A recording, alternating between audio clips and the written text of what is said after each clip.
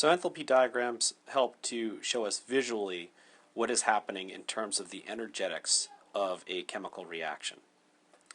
So here we have a chemical reaction, which is a combustion reaction, and I balanced it out. But the one thing that I did not add that would make all this make a lot more sense in terms of enthalpy is to tack something on to the products of this reaction, 243 kilojoules, because that's exactly how much energy is released when I combust 1 mole of the C3H8. I release that much energy. So how can we show this visually? What would this look like in terms of a diagram? And that's what I'm going to show you right now. Okay, so here's a set of empty axes, and you can see here that I have enthalpy. That's not an I. Keep in mind that I just changed the orientation of that's an H, so that's the change in enthalpy. We have low enthalpy here. We have high enthalpy here. Actually, it's not change. It's just plain enthalpy. And then we have the progress of the reaction here along our x-axis. And then here you can see that I've just added the reactants, to a line that's at a pretty high energy level in this diagram. So that means they start off with a pretty high potential energy. And you can see now that I've also added the products of this reactant, which are at a lower energy.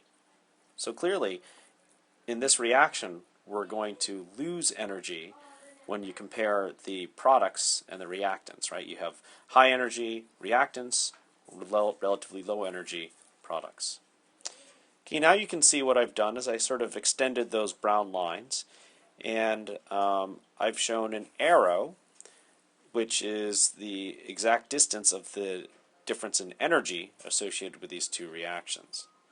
So if this reaction were allowed to proceed, you would end up, obviously, at the product side, and you would have released a whole bunch of energy in this process. So that arrow, that big red arrow that I have there, is going to be the change in enthalpy, or the delta H.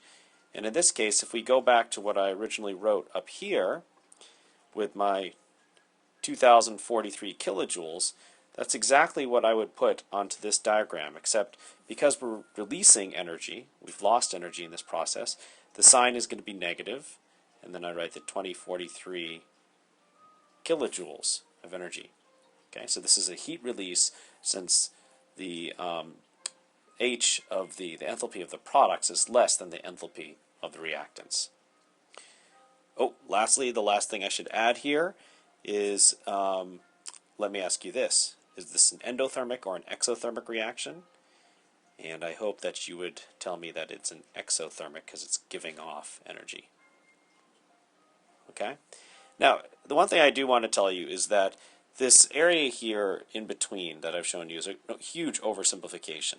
There's more to it than is what you see right here. It doesn't just sort of drop down as simply as this.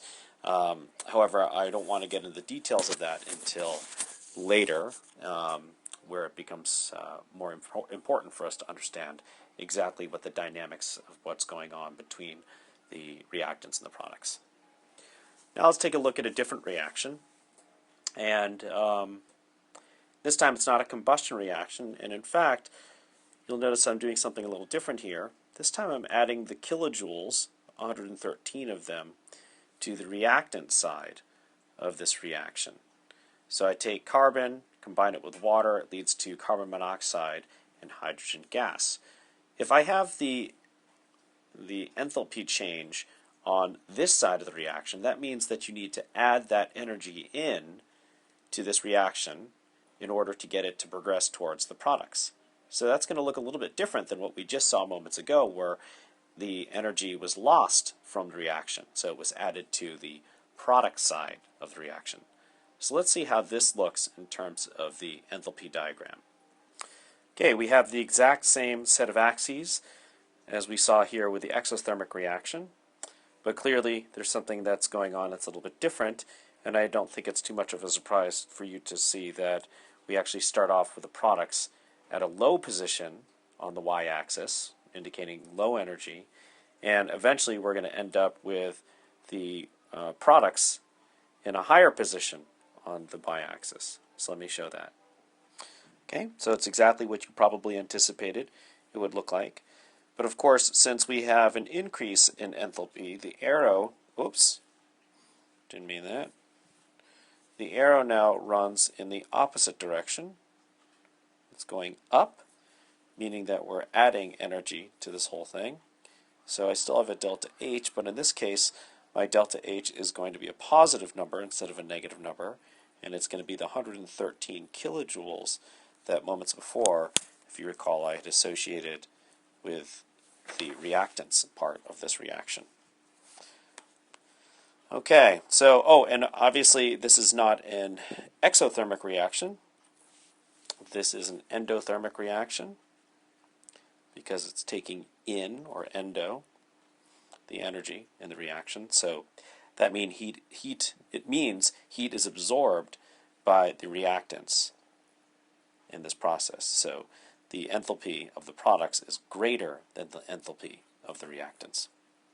Okay, that's it. Pretty easy stuff, huh? Bye.